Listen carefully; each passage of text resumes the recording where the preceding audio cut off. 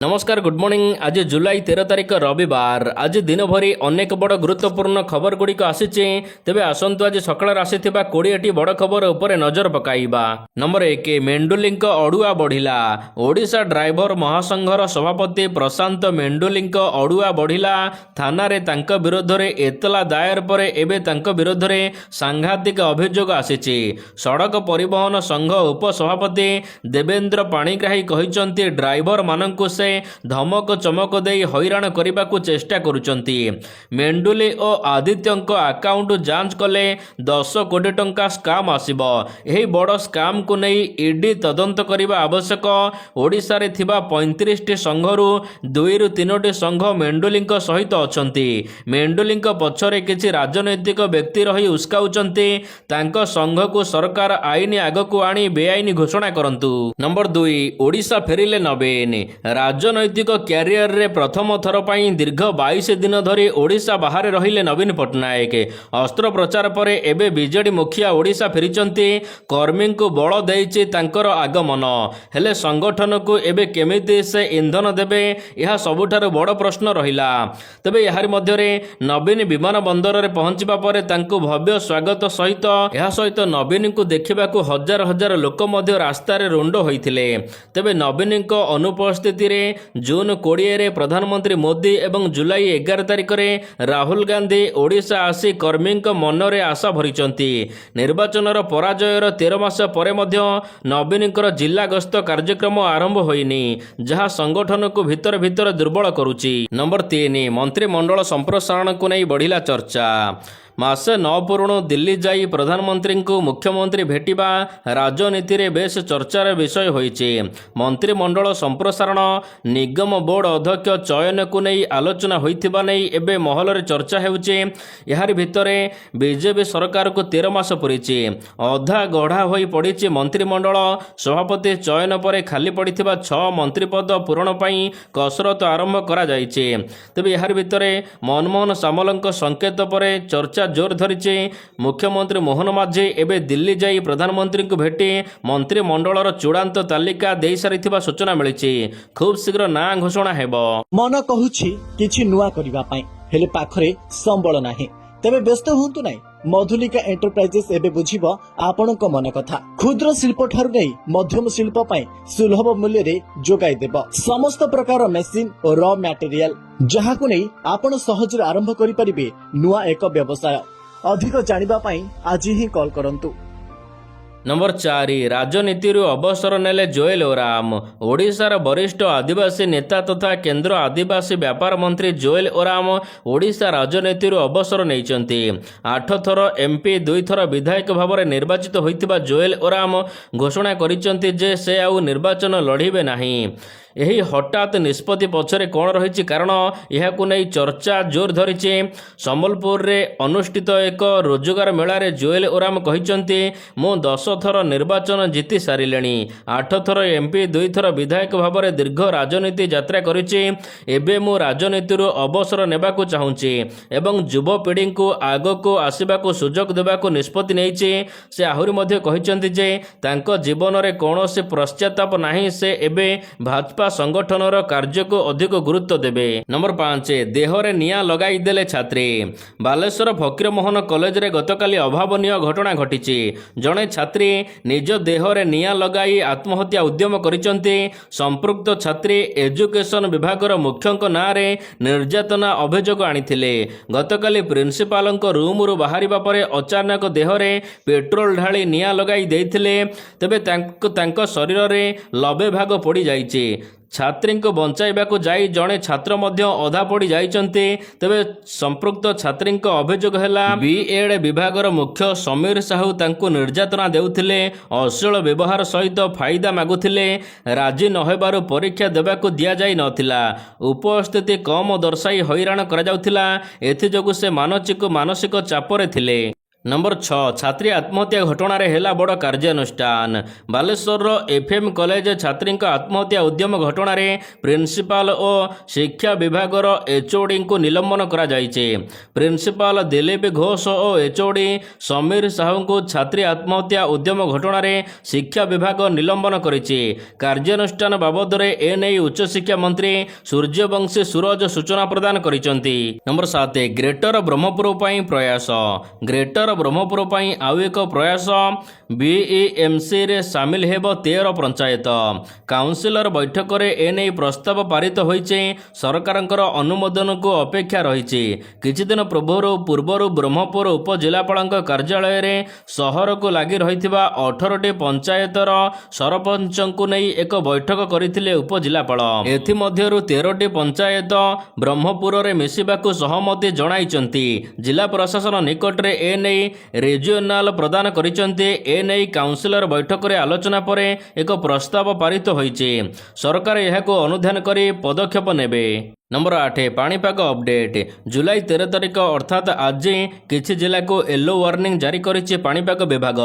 तेबे एही जिला गुड़िक हेउचे बालेश्वर भद्रक जाजपुर केन्द्रापड़ा कटक जगतसिंहपुर पुरी खोर्धा नयागढ़ गंजाम गजपति ଏହା सहित सुंदरगढ़ झारसुगुड़ा बरगढ़ संबलपुर केन्दुझर मयूरभंज सोनपुर बौद्ध नुआपड़ा और बलांगीर जिला एसबु जिले में गोटे दुईटी स्थान में वर्षा घड़घड़ी सहित वर्षा सहित 30 ରୁ 40 किलोमीटर बेगर पवन बहिपारे आज पाई। नंबर 9 विश्व ओगाड़िले अर्चना नाग सांबादिक सम्मेलन करी विश्व ओगाड़िले बहु चर्चित अर्चना नाग गिरफ पछरे खोलिले गुमर। गिरफ पछरे पूर्व सरकार एवं पुलिस को दायी कले अर्चना नाग। से कहते मो प्रति अन्याय होइचे अभियोग कारिणी को टंका देई किणा जाइचे। मुख्यमंत्री अभियोग प्रकोष्ठ रे ए नै लिखित भाव में जणाइछे।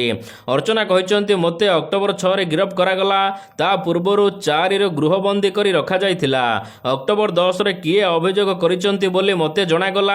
मो घरर सीसीटीवी फुटेज हार्ड डिस्क भांगी दियागला। मते जेल रे निर्यातना दिया जाउथिला। पुलिस टंका देई जेल कर्मचारी को किणी नेइथिले। ଏହା ସହିତ ମୋତେ ଜେଲରେ ନିଶା ଇଞ୍ଜେକ୍ସନ ଏବଂ ମେଡିସିନ ଦିଆଯାଉଥିଲା। ନମ୍ବର 10 ପରିବା ଦର ଆକାଶ ଛୁଆଁ କନ୍ଦାଉଛି ପରିବା ଦର। ହାଣ୍ଡି ଶାଳରୁ ପରିବା ଏବେ ଗାୟବ ହୋଇଛି। ବଜାରରେ ଲଙ୍କା କିଲୋ 120 ଟଙ୍କାରେ ପହଞ୍ଚିଥିବା ବେଳେ ଅଦା ଟମାଟୋ ଦର 120 ପାର କରିଛି। ସେହିପରି ବାଇଗଣ ପୋଟଳ କାଙ୍କଡ଼ ଦର ମଧ୍ୟ ଏବେ ପକେଟକୁ ବେଶ ବାଧୁଛି। ବର୍ତ୍ତମାନ ସାରା ରାଜ୍ୟରେ ଡ୍ରାଇଭର ମାନଙ୍କର ଷ୍ଟେରିଂ ଛାଡ଼ ଆନ୍ଦୋଳନ ଚାଲିଥିବା ଯୋଗୁଁ ଏବେ ବାହାର ରାଜ୍ୟରୁ ପନିପରିବା ଆସିପାରୁନାହିଁ। ଯାହାଫଳରେ ଏବେ ରାଜ୍ୟର ବିଭିନ୍ନ ଜାଗାରେ ପନିପରିବା ଦର ବଢ଼ିବାରେ ଲାଗିଛି। नंबर 11 ओडिशा को मिला कृषि पाई ओडिशा को मिला श्रेष्ठ राज्य पुरस्कार। चलित थर 2025 एग्रीकल्चर टुडे पुरस्कार पाइछि ओडिशा। नुआ दिल्ली रे आयोजित होइथिबा भव्य कार्यक्रम रे पुरस्कार ग्रहण करिसंती कृषि तथा उपमुख्यमंत्री के.भी. सिंहदेव।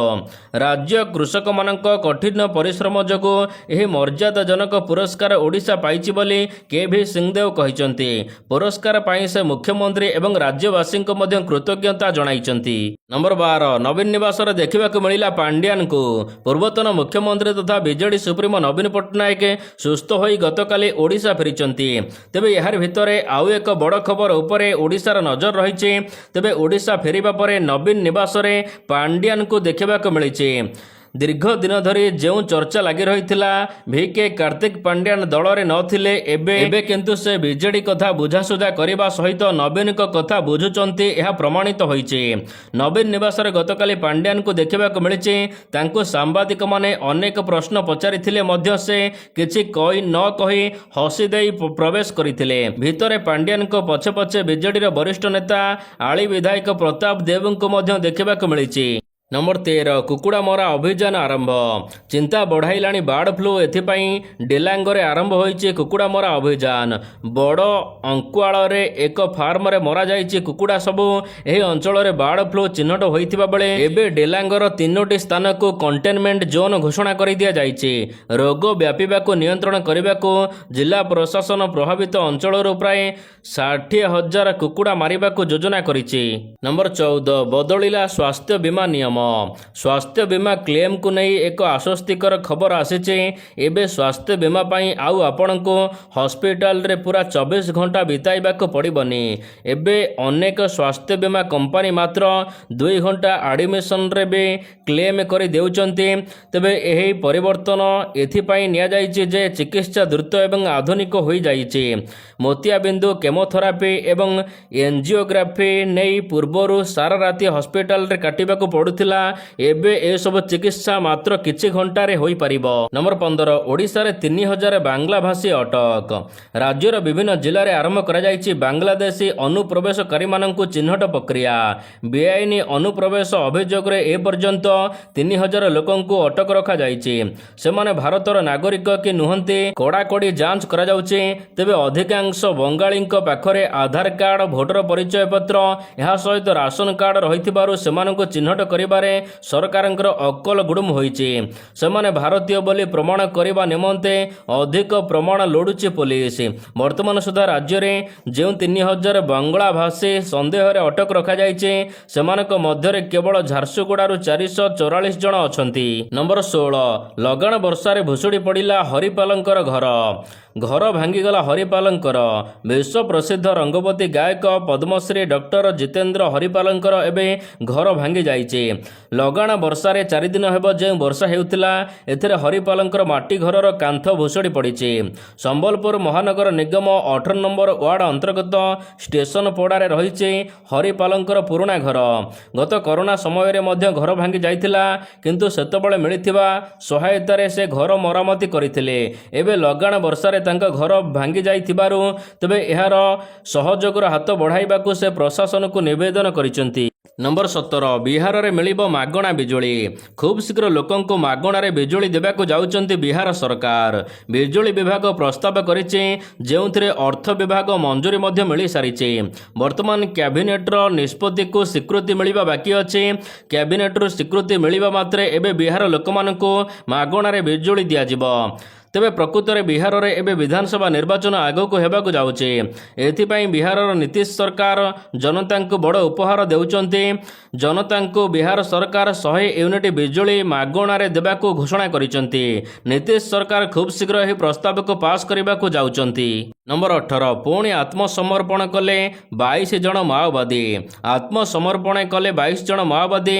ମାଲକାନଗିରି ଜିଲ୍ଲା ସୀମାନ୍ତ ଛତିଶଗଡ଼ ନାରାୟଣପୁର ବ୍ଲକରେ ଆତ୍ମସମର୍ପଣ କରିଛନ୍ତି 14 ଜଣ ପୁରୁଷ ଏବଂ 8 ଜଣ ମହିଳା ମାଓବାଦୀ। ଏଥିରେ ଅନେକ କ୍ୟାଡର ମାଓବାଦୀ ଥିଲେ। ତେବେ ତାଙ୍କ ମୁଣ୍ଡ ଉପରେ 37 ଲକ୍ଷ ଟଙ୍କାରୁ ଅଧିକ ପୁରସ୍କାର ରାଶି ସରକାର ଘୋଷଣା କରିଥିଲେ। ଏମାନେ ଏବେ ଆତ୍ମସମର୍ପଣ କରିଛନ୍ତି। ତେବେ ସେମାନଙ୍କୁ ସରକାରଙ୍କର ପ୍ରୋତ୍ସାହନ ସ୍ୱରୂପ 50,000 ଟଙ୍କା ଲେଖା ଚେକ୍ ଦିଆଯାଇଛି ଏବଂ ସରକାରଙ୍କର ସମସ୍ତ ସୁବିଧା ସୁଯୋଗ ଅନୁସାରେ ସେମାନଙ୍କୁ ଥଇଥାନ କରାଯିବ। ନମ୍ବର 19, 72 ଘଣ୍ଟାରେ 50 ପାକ୍ ସେନା ନିପାତ। ପାକିସ୍ତାନୀ ସେନା ବିରୋଧରେ ବଲୁଚି ବିଦ୍ରୋହୀ ଗୋଷ୍ଠୀ ବଲୁଚିସ୍ତାନ ଲିବରେସନ ଫ୍ରଣ୍ଟ ବା BLFର 3 ଦିନିଆ ଅପରେସନ ଘୋଷଣା କରାଯାଇଛି, ଯେଉଁଥିରେ 9 ଜୁଲାଇରୁ 11 ଜୁଲାଇ ପର୍ଯ୍ୟନ୍ତ ପାକିସ୍ତାନୀ ସେନାର 84ଟି ସ୍ଥାନରେ ଆକ୍ରମଣ କରିଛି, ଯେଉଁଥିରେ ବିସ୍ଫୋରଣରେ ଅନେକ ପାକିସ୍ତାନୀ ସେନା ମୃତ୍ୟୁବରଣ କରିଛନ୍ତି। ପାକିସ୍ତାନ ସେନାର ସୂଚନା ଅନୁସାରେ ଅତି କମରେ 50 ଜଣ ପାକିସ୍ତାନ ସୈନିକ ନିହତ ହୋଇଛନ୍ତି, 51ରୁ ଅଧିକ ଗୁରୁତର ଆହତ ହୋଇଛନ୍ତି। ନମ୍ବର 20, ପ୍ରଥମ ଥର T20 ବିଶ୍ୱକପ୍କୁ କ୍ୱାଲିଫାଇ କଲା ଇଟାଲୀ। ଆସନ୍ତା ବର୍ଷ ଫେବୃଆରୀ ମାର୍ଚ୍ଚରେ ICC ପୁରୁଷ T20 ବିଶ୍ୱକପ୍ 2026 ଖେଳାଯିବ, ଯାହାକୁ ଆୟୋଜନ କରିବ ଭାରତ ଏବଂ ଶ୍ରୀଲଙ୍କା। ତେବେ ଇଟାଲୀ ଦଳ ମଧ୍ୟ ଏହି T20 ବିଶ୍ୱକପ୍ରେ ଯୋଗ୍ୟତା ଅର୍ଜନ କରିଛି। ଇଟାଲୀ T20 ବିଶ୍ୱକପ୍ ୟୁରୋପ କ୍ୱାଲିଫାଏ 2025 ମାଧ୍ୟମରେ ମେଗା ଟୁର୍ଣ୍ଣାମେଣ୍ଟରେ ସ୍ଥାନ ପାଇଛି। ଏହି କ୍ୱାଲିଫାୟର ଟୁର୍ଣ୍ଣାମେଣ୍ଟ ନେଦରଲ୍ୟାଣ୍ଡରେ ଖେଳାଯାଇ ଥିଲା। ତେବେ ଇଟାଲୀ ଦଳ ପ୍ରଥମ ଥର ପାଇଁ କ୍ରିକେଟ ବିଶ୍ୱକପରେ ଅଂଶଗ୍ରହଣ କରିବ। ଇଟାଲୀ ସହିତ ନେଦରଲ୍ୟାଣ୍ଡ ମଧ୍ୟ ବିଶ୍ୱକପ ପାଇଁ ଯୋଗ୍ୟତା ଅର୍ଜନ କରିଛି। ନମ୍ବର 21, ଖେଳାଳିମାନେ ପରିବାର ଠାରୁ ଦୂରେଇ ରହିବା ଠିକ୍ କହିଲେ ଗୌତମ ଗମ୍ଭୀର। ଟିମ୍ ଇଣ୍ଡିଆର ହେଡ୍ କୋଚ୍ ଗୌତମ ଗମ୍ଭୀର ଦୀର୍ଘ ବିଦେଶ ଗସ୍ତ ସମୟରେ କ୍ରିକେଟରଙ୍କ ପରିବାର ଉପସ୍ଥିତିକୁ ସହମତି କରିବା ଉପରେ ସେ ନାଁ ପ୍ରକାଶ କରିଛନ୍ତି। ଭାରତ କ୍ରିକେଟ କଣ୍ଟ୍ରୋଲ ବୋର୍ଡ ସଂଶୋଧିତ ଯାତ୍ରା ନୀତିକୁ ସମର୍ଥନ କରିଛନ୍ତି ଗମ୍ଭୀର। 2024-25ରେ ଅଷ୍ଟ୍ରେଲିଆ 1-3 ବର୍ଡର ଗାଭାସ୍କର ଟ୍ରଫି ପରାଜୟ ପରେ ଲାଗୁ କରାଯାଇଥିଲା ଏହି ନିୟମ, ଯାହାକୁ ସମର୍ଥନ କରିଛନ୍ତି ଗୌତମ ଗମ୍ଭୀର। ଯେଉଁ ଖେଳାଳିମାନେ ବାହାରକୁ ଖେଳିବାକୁ ଯାଉଛନ୍ତି ଦୀର୍ଘ ଦିନ ଧରି ସେମାନେ ପରିବାରକୁ ନ ନେଇ ଯିବା ସବୁଠାରୁ ଠିକ୍ ବୋଲି ଗମ୍ଭୀର କହିଛନ୍ତି।